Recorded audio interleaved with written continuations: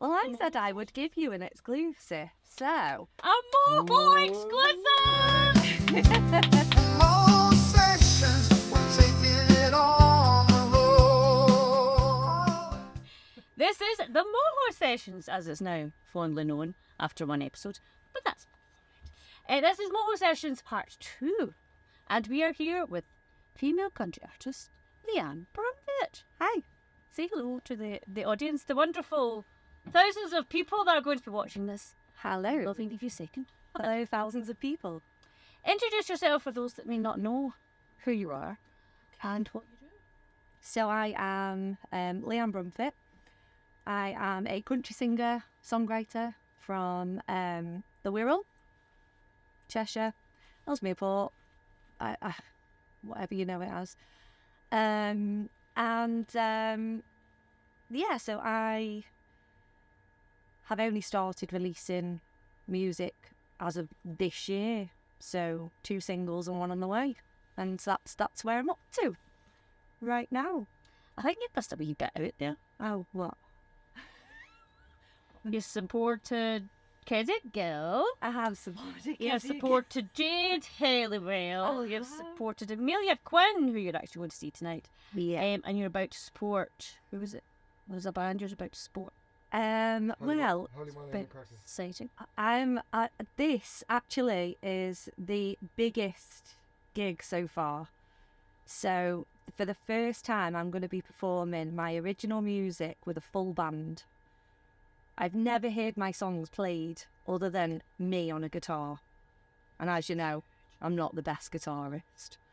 But to hear the songs that I wrote and a whole band behind them and to be able to sing them as they play in my head is actually quite incredible. And I get to experience that in front of an audience live this Thursday at the Future Yard on the Wirral in Birkenhead, supporting Holy Moly and the Crackers along with Tommy Arch. And I've got an exciting year so far next year as well. Ooh, anything you can... Oh. Yeah, so I can talk about February. February is like full at the moment. So I want to say the 3rd, but I don't know if it's the 2nd. It's the first Saturday in February. I am supporting Why Not Now, who are a country rock band. They're doing a big comeback. They have some exciting things happening for them this year, so keep a watch out for them. But they are, they've asked me to support them on their first comeback gig at Thornton Hough. The week after, I am supporting Gasoline and Matches along with Rob Thomas. Tickets have almost sold out for that one, I think. They're selling really quickly. That's Thornton Hough as well. And the week after that, I am in Liverpool in Hangar 34 supporting a band called Bad Brooks, who are doing their UK tour, their first UK tour. And they've just been signed to quite a big label, and I can't remember the name of what they are, but and they've asked me to support that again with a full band. So super exciting stuff happening. You've just... From my kind of vision of seeing you, you are kind of like, you've just sprung into the country scene and you've just gone like, because you've supported some of the biggest females in country music. Like that's a huge kind of inspiration to someone who's starting out. I think as well, because I'm such a huge fan of Kezia Gill, I kind of always have been. So I was nervous to even meet her, you know, rather than just where you stand in a queue and you meet them at the end of a gig and you have a photograph. But then, you know, I walk in on that gig where I was supporting her and she's doing a sound check and I'm like, is this real? I was really starstruck by that. Again, exactly the same with Jade and with Amelia as well. But I'm just such a huge fan of all 3 of them, but Kezia primarily, and it was just so huge to be able to do that. So yeah, I still think I've not reached potential when you see me performing live, because I still think that nerves take over at the minute, because performing covers, if I was to perform a cover, it's absolutely fine. I don't get nervous at all. But when it's my own written, these songs I've had for such a long time, and then to be able to put music to them now, and then to be able to sing them, and then other people relate to what I'm singing, like, that's a dream come true. So that, and I think as well, I have that feeling where it's like everybody's come out to hear what I've written, and I don't want to let them down. I want them to actually go, oh, and it was worth it because I enjoyed listening to it. So yeah, the nerves take over a little bit. So it'll be nice when I'm not as nervous about what I've written, and I think I'll start enjoying it a lot more as well, rather than being scared. Do you see? I'm quite interested in things like that. So you think that it's because you have written the songs and they're more personal to you, you're more nervous because, like, singing a cover, you're like, it's nothing to do with you. Yeah, Like, you didn't write it, you didn't have a hand in it, but it's like someone's judging you more than. because I think when it comes to vocally, I've worked for years on that, and I know what I'm capable of, so I know that I can perform. When it comes to what I know that the people in the crowd like that song already, and I know that I'm going to have the ability to sing it well for them, so that's great. And I would love to, like, go in the crowd and dance with them, and you know, and put on a really, really good show. I think that at the moment I'm waiting for that to happen with my songs, and I think Work of Art has got that bit of momentum behind it, because a lot of people actually, like, know the words and they do listen to it and things like that, but the rest of them are yet to be heard by anybody, so unless they've seen these little performances where I've performed them. So I think that that's such a big thing I know that in the crowd, that's the first time they're going to hear this. They have no idea how to react. They don't know where the song's going or what the lyrics are, and they're listening really intently, and it's like, oh wow, don't get it wrong. But see, I think as well, though, I think artists are more hard, I want to say this proper English, harder on themselves and more judgmental of themselves than the audience will probably be. Oh yeah, Because, definitely. like, there's times when, like, even Rob was in here before and he was saying that he doesn't think he's a great singer, and he was kind of dissing himself, basically, putting himself down. And some Every ways. artist does that. But when I first heard his song, like, he sang a lot of group of covers. When I first heard his song that he sang for his daughter, I was like, he's got something, that's something special. When it's something more personal that you can relate to. Yeah. And I think that's a major thing with artists, that, I mean, somebody can write the best, most, like, astounding song, and you have, like, that Work of Art was like a wow song. Thank you. And even when you say you were nervous, like, I think you sang a Kezia song in front of Kezia, and you did it, like, just as well as Kezia, I would say. Like, Thank you. you kind of, you like, it was like, whoa, like, make yourself. That is still the best musical moment of my life. Well, not surprised, Like, even I was shocked. because she by let what I you could take do. she let you take the start of it. I think. I actually, Yeah, but- after that No, first you note, went. I sang that first note because we hadn't planned doing it. We had no idea how we were going to do it. So, and I sang that first note, and I stopped and went, "Is this okay?" And then Like, she went, because I've no idea. When you're on stage, you don't know what that sounds like to the audience. It sounds completely different. So you don't know what they're hearing. And then I'm like, do you want me to carry on? You know, she stepped away and left you to it. she did. You really In did. fact, she left you with the song, and then she harmonised, and she just left you to it, because you just took that song and you just went with it. And I think that And, really, like, that shows that, like, probably you have more, I suppose, strength and faith in your own abilities than because you sang then you a realise. Kezia song in front of Kezia. I wouldn't even do a Kezia song not in front of Kezia. Yeah. Do you know what I mean? Like, Yeah, I think I was just like, I think at that point, I think I was like, just do it. You know, when you have one of those moments where it doesn't matter, you're like, just do it. you And did it. and yeah, and I think that was my kind of like, swallow whatever it is you're thinking and just do it. You know you can sing it, so do it. And I did that. And you know what? I think that says a lot about her as a person to let someone do that, and you know that. I think she's done that a lot with, like, I suppose fans or friends or family or FNC, because I think there's a huge support for her, and I think she does a lot. But I think it's her as a person as well. I mean, there is no doubt she is incredibly talented and she should be on stadiums. I say that to her all the time. But I just think that she's very humble as well. And that's definitely something that says a lot about her as an artist. And to have that influence, I think, for me, that's given me a lot of confidence as well. You know, to have someone that is so humble and so...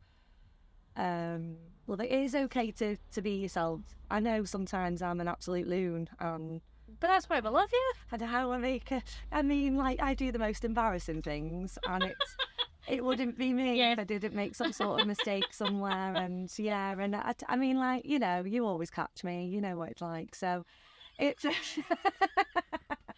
Lisa. yeah, that's anything else? Do you want to change the subject? Speaking of, before you go on and divulge personal information, speaking of singing, is there a song you would like to do for us? Well, I said I would give you an exclusive, so... A more exclusive! So this song, like all of the songs that I've been performing live that are mine, have been written for a while. I've been sitting on them for so long, and I have so many more as well, but this one I've only finished in the last couple of weeks. Literally, it is brand new. And I've been trying to write it for so long, so it is personal to me, but I think personal in a way of old feelings, rather than anything that's fresh and is happening now. It's taken a while for me to take myself away from the song and see it as a song. Sometimes you can write all of those feelings down, but you can't make a song out of it because you're like, well, that doesn't go and that doesn't rhyme. And then, you kind of need to take yourself away. So some of the, I'm so glad it's finished. And this one, I've got 2 singles and another EP to come out before this even is recorded or anything like that. So this is a more exclusive. Just yours. Woo! And it's called Wrong Until It's Right.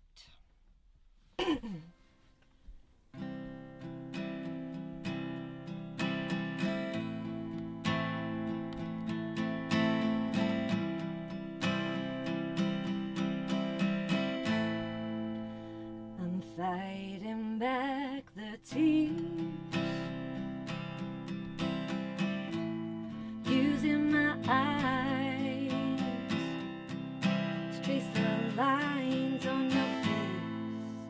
We've held on tight for years. Now you say your head just ain't got the space.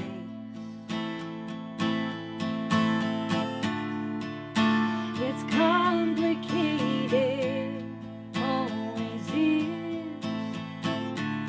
Nothing good ever comes easy. These goddamn rules, we made them, so let's break them. 'Cause now we're running on empty with nothing left to give. Let's tip the scales so they fall in our favor. Hang on with me if it takes all night. We'll keep doing it wrong until it's right.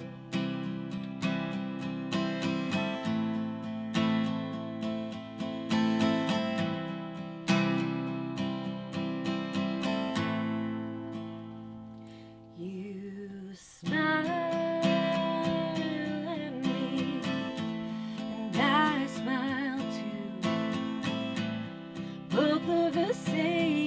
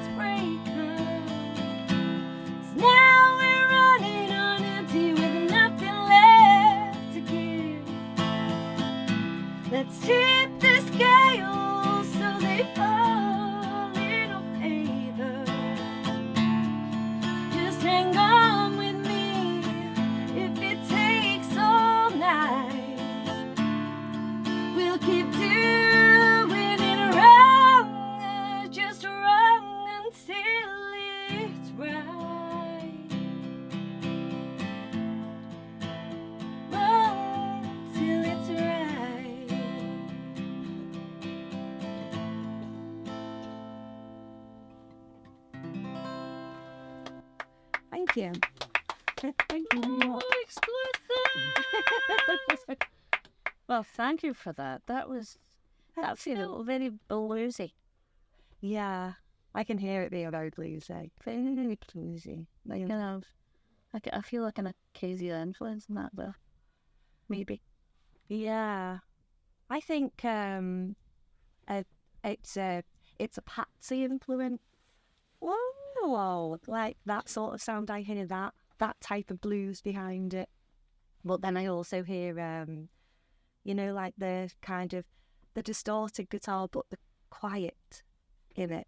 That's what I hear when it comes to producing it. But I really love the acoustic version. it's Just maybe very- someone better on guitar. Like, I know I'm not going to get into the genre conversation because we'll be here all day if we start getting into that conversation. But like that song to me is kind of more in the blues, I suppose. So like a what country song? Yeah, I think I go more down the bluesy route. I think I'm very country at heart, but I think the bluesy style, I think that's work of art acoustically, just sounds bluesy. That sounds and Devil Behind Your Eyes as well. That if it's on an acoustic guitar, just sounds like a blues song. I don't know. Did you just kind of fall into the country? Like, did you just come in by accident? Oh, just come in here to the countryside. I think, they're not meant to sound like that, but I think it's my playing. And I'm like, I end up with a swing to it every time.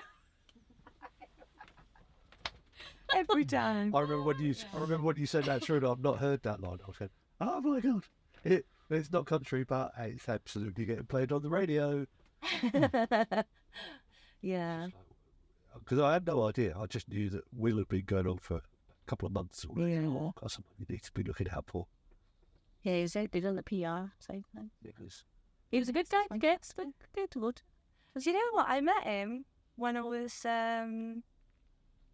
It wasn't the first time. Was it first time? No, it was. No, it might have been that night when I sang with Kezia, and he was stood outside and he said, "Can I have a picture with you?" And I said, "Sorry, why?" because you just probably made a very good impression. Yeah. I don't think I realised what griffin you did make.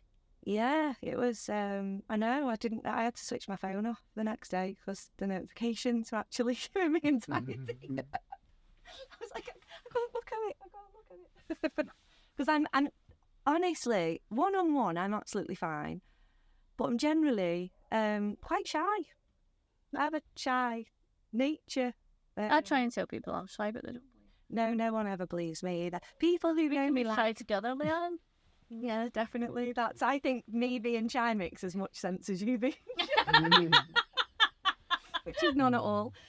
But yeah, I think that kind of maybe I don't know what it is. I'm still finding me, I think. Definitely. And you're finding you within a musical industry, which must be It's difficult. Yeah. It's really difficult. Because, like, I think people put. I mean, I'm always thinking this. Like, people always put artists in boxes, and they have to put artists in boxes because Spotify wants to put artists in boxes, and radio stations want to put artists in boxes. And this is the box. This is the box. And you have to be in that box. And if you're doing another song that's outside that box, oh no, you can't do that. Yeah. And that's like, and I'm not surprised that artists and mental health is a big, huge thing because. It's very, very difficult to work with that, and then to sit down and have your creative juices being able to float to write something, whatever genre it's going to be in, and think, I'm going to be fine. This is going to be a song, but you'll have, is it going to sound good in the radio? Is my fans going to like it? Am I going to like it? Am I good enough? And all these things, and all you want to do is create music. I think for me, I use it as a healing device, like to write. It's kind of sometimes it's just it's not my situation, it's just a situation that I've taken on board maybe from someone else, or I've watched a program that's touched me, or I've read a book that's got to me, and I hold that. I could never do a job where, it's heavy, because I'd take it home with me. I wouldn't be able to let it go. I was a waitress years ago, and I went home with napkins still in my pocket. I panicked. I couldn't sleep. I kept waking up thinking I haven't polished the cutlery. I couldn't, like, even that. I just can't. I just panic about stuff, and I was like, oh, it's napkins. They're only paper napkins. It would have gone in the bin. Well, I didn't put it in their bin. I took them home with me. Technically, that's stealing.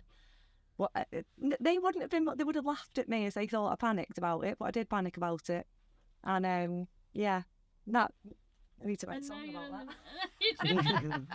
And now you're in the music industry. Oh, I did it in. An example of that was Sayers and Greg's. Now, they were next door, but 3 to each other on this high street where I live. And I went into Sayers.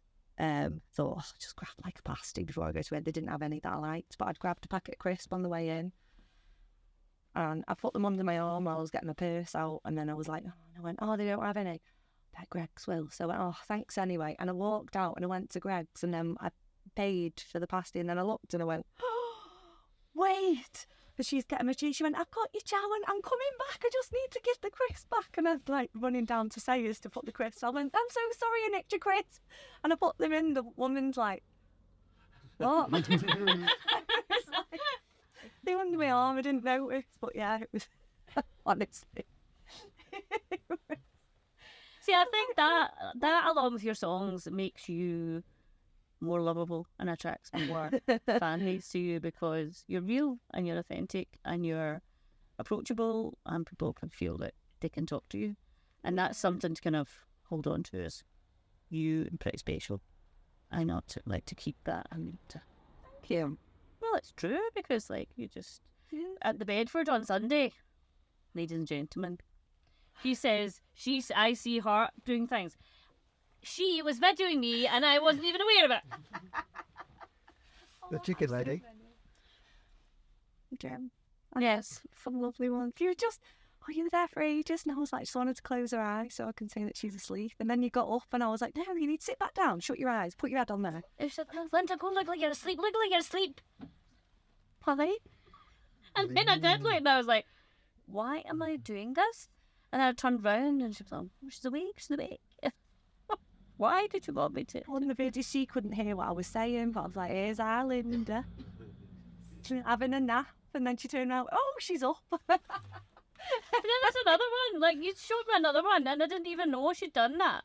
She was right beside me, I didn't even know you were videoing me. And even looked to the lovely dance. I was doing a lot of lovely dances because I was just having the time of my life on Sunday. And you looked I was like it, honestly. oblivious to like everything, and wasn't really caring what. And it was so lovely to watch. It really was. Is that why you kept videoing me? Because every time I look round, Leanne's phone was right up there. I was like, okay, she's going to be capturing quite a lot of things. I was trying to get as much as I could, but then I kind of forgot about all those little bits. I was doing them quite early on, but then later on I was just wanted to get like a little bit of each artist. But it was I loved it. I absolutely loved it, and I loved everybody that I met. Every single person in that room was lovely. That I suppose too. The best day, like yeah, it really was. It's a day of networking. It's a day of where like people are giving back to charity. That's why the artists are there, and they're all there for the same thing. And it's such an intimate singer-songwriters round. But it's just a day where like everyone just comes to have fun. Yeah, and it's just like I just think it's the best day. It's like Christmas Day to me. We did the Bop It challenge. Did you win? I did win. Did you? Yeah. Oh, God, he was so bad at it. I'm not gonna lie. It was like, they kept starting on him, and he kept missing the first one, and I'm going, babe, come on. And he's going, Dom's going, okay, best out of 2, best out of 3. Okay, should we try a 4? Should we try? Eventually got it. I still won.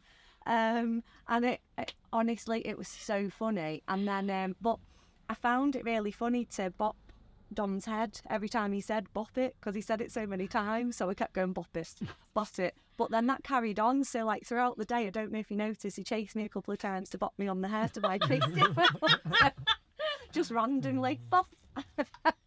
So I'm sorry I didn't get a video of me chasing him doing that. Actually, that would have been quite good. That would have been but- quite good. If I'd known that, I would have tried, but I was just having way too much. Yeah, it just popped up every now and again. I go, oh, what?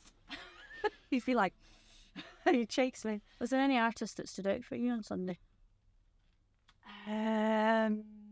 Luke Edney, by a mile. I was blown away by his voice. I had no idea he sounds like that. Kept me vibes, so still. Yeah, that honestly, I just Stapleton plus like just that and the cheekiness about him as well. bad He's boy also- vibes. He's got that he just doesn't care, does he? I mean, like you say, bad boy. That I wouldn't say looked like a bad boy. He just looks cheeky, but he just has that. He introduced himself as an alcoholic first, and then on his spot of was it something like he put something on I'm not going to say it. Like he says, I hope to get a BG. So that gave me bad boy vibes. Really? Yeah. And the Southern Mother. Yes, that one. Yeah, yes, I yes. know it. I know it. Yes, but no, I thought he was sensational. But I also think that we're going back to talking about how artists view themselves and see themselves. When Finn Pearson was on the same rounds, it was Finn, Neve, and Luke. And Finn was like, I don't know how I can follow that. My voice isn't as good, and yada yada yada. And I kind of was listening to him going, no, don't do that. So I was like, I said to him, I made a point of saying, I know you said that you don't think that you're a singer.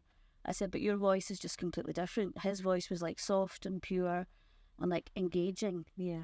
Like you kind of listen to it and you would relax Yeah. and it would just take you, like, it would soothe, and that's the kind of voice he has. Yeah. And you can't compare that to Luke's, because Luke's voice is like in your face, gritty, and it's like, you know, whiskey, and do you know, It's completely different. Yeah. I think it was the same when me and Guy and Becoming Ranchers were on stage, like three completely different artists, and it is like that. You can't compare on that. And I think almost every round had that, where they had three completely different styles. I know it's country, but country has so many sub-genres. The country rock, the country blues, the country rap, even. I mean, country metal, I think, is probably there somewhere. yeah, it probably is. And I Actually, just there's think, a country classical as well somewhere. well, they brought out the orchestra, the country orchestra, and that's going down that route, isn't it? Yeah, but I just think it's got that, and you had that on every round. You could pick out a different subgenre that, and it changed the mood every time that somebody sang, because every single person in the room felt that, felt what they were listening to, and I just think, yeah, that's something to take away with you. And I think as well, like they always say there's something for everyone, but I've added on to this. There's something for everyone, but there's also like Hazia's voice, or they don't like Amelia's voice, or they don't like an artist you think is sensational. Somebody will come out and say, I don't like them. But that doesn't mean that they're not good at what they do, and it doesn't mean that their voice isn't valuable. Absolutely. And I just think, well, I just hope that all artists, including new ones that come in, like yourself, kind of take that and just go, well, I'm going to be me, and I'll find my audience wherever they may be. And they'll be there, they will be there for you. You just have to find them, and you just have to be in that kind of frame of mind that you will find them. Yeah. I'm getting off with philosophical, am I? We're going deep now. We are. Well, so we'll end with fun stuff now. This is Okay. it's one or the other. So we'll start and just see Woo. okay. Love or money? Love. What does everyone ever say money to that question? I know it's not a very good answer, is it, anyway? Love? No, money wouldn't be a good answer I don't know. to anything. Well, I suppose. But if you have some. Books or movies? Books. Songwriting or performing? Performing. guitar or singing? Singing. Now, these next questions are probably controversial, but we'll go with them anyway. Let's do it. DC Brown or Will Hope?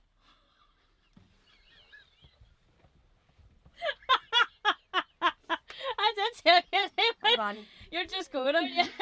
I'm going to say the word DC Brown while I'm wearing Will Hope's t-shirt. I've got them both. And now I'm being mean here, but you know what? I'm going to Don't go you with it. dare. Don't you dare. Kezia Gill or Amelia Quinn? Don't you dare. I did go there. I am. See, I have a role as interviewer, so I just ask the questions. I don't, you know. You don't have to answer. You don't have to. Both. I'm just going both. I liked Kezia first, but no, I really love Amelia Quinn too. Yeah. Yeah, no, I do. Beer or whiskey? Oh, I'm just going. Oh, I'm going off it. Oh, whiskey. Oh, what's your favourite whiskey? It depends. If I'm gigging and I'm singing, I don't like anything too strong. So, like the sweeter whiskey, like Jameson's. Everybody, right? Every venue that I gig at, even if I'm doing a cover gig, I walk in and they get the pint glass out, and they do Jameson's and lemonade in a pint glass because they know I'm going to ask for it. In fact, I went to my local pub last night and the owner came over before I'd even ordered drinks and went, "Oh, do you want Jameson's and lemonade in a pint glass?" And I, to the person I was with, looked like, yeah, I drink way too much. But I like that people know that about me, because sometimes when I say whiskey and they go, "Just a single," I'm like, "Yeah." "In a pint glass?" "Yeah." "Do you want it full?" "Yeah." "Do you want ice?" "Yeah." Because it will last So you that's all. longer. Does it last you longer? Yeah, so I sift that through my set, but the whiskey still helps. It's because somebody's asked me to gargle whiskey, you know, like, and I was like, I'm not wasting that stuff. Not a chance. So yeah, Jameson's. But then my granddad and, you know, like his brothers and you know, cousins and stuff like that were big on whiskey as well. So when I was a kid, I was used to try it or smell it. So I tried all like the really strong malt whiskies as well. That absolutely blow your head off. So I was going to say know my limits, but last time I was drinking whiskey, definitely didn't have limits that night. But yeah, probably, yeah, should stuff up just one. I'm such a lightweight. I'm such a cheap date. Unless you want to carry me home, then I'm not. So if people watching this want to find out more about you, where can they do that? So I have a what do I have? I have an Instagram page. That's just Leanne Brumfitt. I have a Facebook page, which is Leanne Brumfitt Music. I have a TikTok, but I don't know how to use it. I don't know how to use TikTok either. It drives me insane. I want to do those duets and I don't know how to do them. Oh, I know someone who can help you. She's sat right behind you, but I'm just gonna. We'll speak to her in a bit. She's the mystery woman in the moho section. She's like Santa. Anyway. She's like Santa. The voice behind you. I was going to say the voice I'm going, but Again. Oh.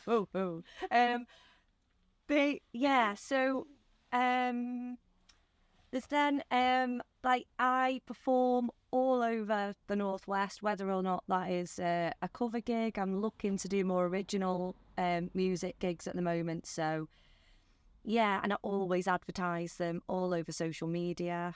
I try my best. I forget to advertise. It's just me. the social media is a full time job. It is, and you absolutely sell your soul to it, and yeah. Take up too much of your time. You have to write and you have to record Oh yeah. and work Yeah. and perform Yeah. and gig Yeah. and then go home and talk about them on social media. Like, aside from my original music, I also do covers. Like, I'm resident in Liverpool, so I'm constantly there during the week performing on the famous Matthews Street. So yeah, if you are in Liverpool and in Matthew Street, please come in and request country music, and I can stop playing indie. Thank you, Leanne. It's been lovely to have you. Thanks for More having me. sessions number 2. Thanks so much.